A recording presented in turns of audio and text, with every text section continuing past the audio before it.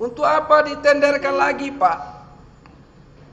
Kalau ditenderkan lagi, kan harus ada yang kalah, ada yang menang. Tapi di sini dia menang, di situ dia kalah, di sini dia menang.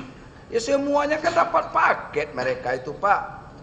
Siapa pesaingnya kalau gitu? Yang betul-betul kalah dan tidak dapat kerja. Ada nggak di situ? Itu terjadinya di tahap prakualifikasi yang mulia, di tahap lelang tidak ada mulia. Tidak ada kan? Tidak ada. Di tahap lelang semuanya dapat pekerjaan. Jadi kalau di tahap pelelangan itu bisa semuanya menang, kan begitu? Hasilnya seperti itu yang mulia. Semuanya dapat paket pekerjaan yang mulia. Kadang-kadang saya tahu, Pak Saudara. Untuk apa dilakukan pelelangan lain? Sudahlah bagi-bagi jatah aja lah kamu untuk Indonesia bagian timur, ini untuk Indonesia bagian tengah, ini untuk Indonesia bagian barat. Itu jadinya, Pak, karena hanya pembagian wilayah kerja saja. Kalau yang lainnya tergantung aja penawaran, Pak. Bagian barat kalau kamu itu tawaran kamu tinggi, ini tawarannya rendah, gitu, Pak. Bisa aja memenangkan, kalah dari tawarannya aja bisa kalah. Jumlah penawaran di situ aja kan bisa, Pak. Mungkin dari kemampuan teknisnya, kemampuan finansialnya mereka rata-rata sama 3 konsorsium itu. Yang membedakan di dalam pelelangan antara paket satu dengan paket yang lain, penawarannya bisa membuat dia kalah. Benar nggak?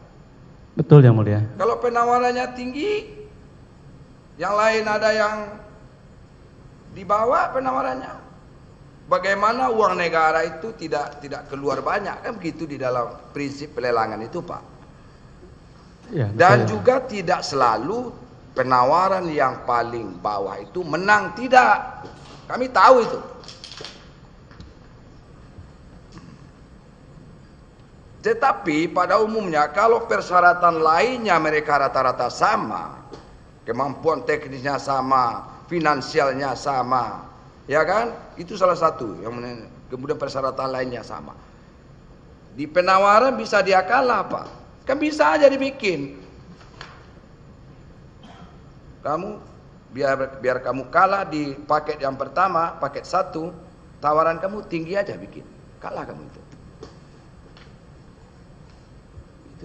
Bisa dia kalah-kalin enggak tuh? Ya nyatanya mereka menang semua 3 konsorsium itu, Pak.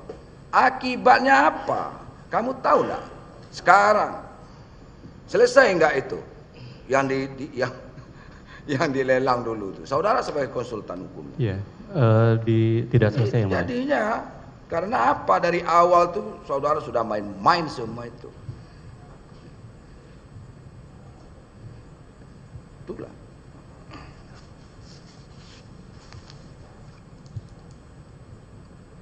Itu jadinya, Pak. Jadi percuma aja saudara konsultan hukum di situ kan begitu. Tidak ada gunanya saudara itu.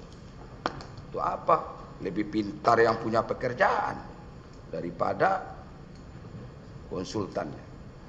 Karena saudara diarahkan, gitu loh. Betul? Betul yang mulia. Nah, jadi untuk kriteria teknis. Kalau udah betul, sebelahnya lagi. Itu apa saya tanya lagi kalau udah betul? Sebelahnya. Jadi masih dilakukan oleh tim sebelum saya adalah mengklarifikasi hanya kepada 2 perusahaan tadi yang mulia, yaitu Huawei dan ZTE. Atas pemilihan 2 perusahaan tersebut untuk klarifikasi lebih lanjut. Itu kan saudara yang bilang sama siapa dulu? Sama si Mariulis. Ya. Tolong dihubungi itu. Kemudian diajak meeting. Silent ya. Itu maksudnya apa? Silent itu. Mohon izin, saya masih melanjutkan penjelasan saya sebelumnya. Jadi meeting. Nah, maksud silent itu apa? Iya. Ada hubungannya nih penjelasan saya yang mulia. Mohon izin yang mulia. Ada hubungannya penjelasan saya nanti yang mulia. Jadi saya mau nggak mau harus sedikit cerita sedikit ke belakang. Jadi bahwa pertemuan dengan Huawei dan ZTE tadi itu sudah dimulai dari tanggal 10 dan 11 September 2020. Di mana saya belum berposisi sebagai kepala divisi last mile pada saat itu. Nah, kemudian tadi sudah saya sampaikan bahwa di awalnya PMU ini sudah dilibatkan dalam proses RFI, kemudian ternyata pada saat saya sudah menjabat sebagai kepala divisi, ada kebijakan atau arahan dari Pak Anang Latif sebagai pimpinan kami saat itu untuk membentuk tim teknis pendamping Pokja yang lain atau di luar dari PMU tadi. Nah, dari PMU itu ada yang saya minta bantuan, 2 orang, salah satunya adalah Mayrulis dan yang lain adalah Robi, itu confirm memang saya yang meminta bantuan untuk membantu tim pendamping teknis tadi yang mulia. Jadi maksud keep silent tadi adalah supaya jangan cerita-cerita ke tenaga ahli PMU lain bahwa Mayrulis dan Robi saya libatkan jadi membantu tim pendamping teknis tadi yang mulia. Jadi begitu maksudnya. Jadi silent maksudnya apa? Untuk apa? Supaya tidak cerita ke tenaga ahli yang lain yang mulia, karena tenaga ahli PMU tadi yang sejak awal mula sebenarnya sudah terlibat di RFI itu ada 14 orang, sementara yang lanjut sampai saya libatkan ke tim gitu. Jadi kan ada saudara minta Huawei ya? Apa perusahaannya? Huawei ya. Sama satu lagi ZTI ya. Itu tuh saudara pesan sama Mayrulis? Tidak ada yang mulia. Itu sudah sebagai tindak lanjut atas meeting sebelumnya yang sudah dilakukan kadifnya sebelum saya. Yang saudara ngomong sama Mayrulis apa? Saya ngomong dengan Mayrulis adalah terkait karena Mayrulis itu salah satu tenaga ahli dari PMU yang saya minta untuk membantu tim teknis pendamping Pokja, tapi tidak semua nih karena PMU itu ada 14 orang. Sementara yang saya minta bantuan cuma 2 orang, saya minta diam-diam ya, jangan memberitahu tenaga ahli PMU yang lain bahwa kamu saya mintain tolong untuk bantu tim ini. Seperti itu yang mulia. Nyatanya 2 perusahaan itu jadi pemenang tender enggak akhir-akhirnya? Huawei dan ZTI iya sebagai pelaksana pemenang tender.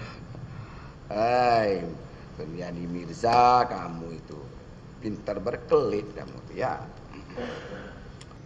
Total ada 7 kali amandemen. Berapa? 7 kali sampai Desember 2021. Sampai 7 kali adendum kontraknya. Betul. Sampai Desember 2021. Iya. Jadi tiap sebentar hampir tiap bulan dirubah itu Pak. Betul yang mulia. Kontrak kerjanya sampai hampir tiap bulan lah. Itu aja lah kerja PPK tuh. Mau robah kontrak dengan vendor.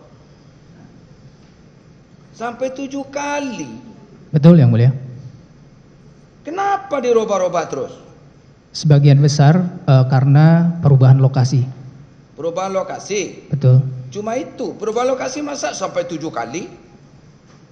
Betul yang mulia. Ada juga perubahan termin juga. Perubahan termin itu ada sekitar 3 kali.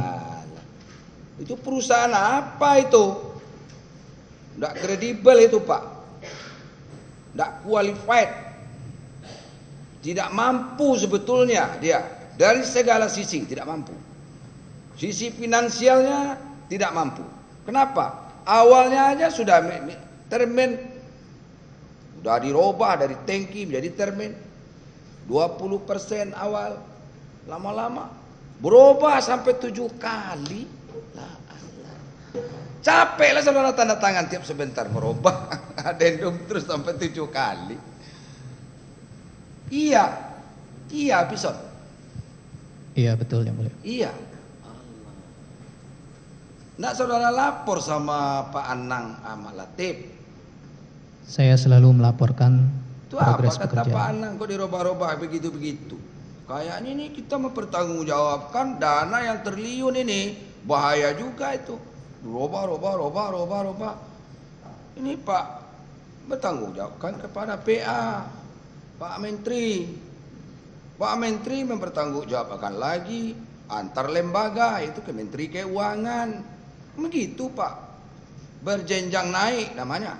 Betul yang mulia. Saudara tanggung jawab ke kuasa pengguna anggaran, Pak Anang Ahmad Latif. Pak Anang Ahmad Latif bertanggung jawabkan kepada Pak Joni Gerald Plate. Iya kan? Betul yang mulia. Pak Joni Gerald Plate bertanggung jawab juga ke Menteri Keuangan Pak, tentang anggaran yang diterima di dalam DIPA itu. Gitu loh maksudnya. Kok di bawahnya seperti itu? Heran saya. Cobalah saudara cerita. Apa itu? Kerjaan apa yang Itu 8 bulan 7 kali perubahan. Apalah judulnya? Judul apa aja lah tuh. Saya nggak tahu apa Pak Joni Gerard pelatih itu tahu dengan keadaan yang di bawah itu. Saya yakin nggak mungkin lah tahu yang pimpinan PA itu. Kalau Pak Anang tidak laporkan, saudara tidak laporkan, kan berjenjang naik Pak. Itu loh. Saudara mau aja itu. Kan harusnya konsultasi dengan PA Pak. Pengguna anggaran ini minta dirubah lagi kontraknya, berubah lagi. Adendum itu kan nama-nama istilah tuh Pak. Sebetulnya perubahan skema pembayaran. Itu maksudnya. Benar nggak tuh? Betul Yang Mulia. Nah sekarang begini, sudahlah. Ya nantilah dia tanggapan Pak Anang itu apa nanti.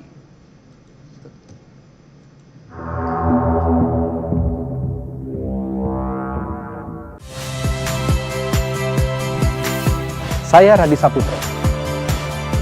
Saksikan program-program Kompas TV melalui siaran digital, pay TV dan media streaming lainnya. Kompas TV, independen, terpercaya.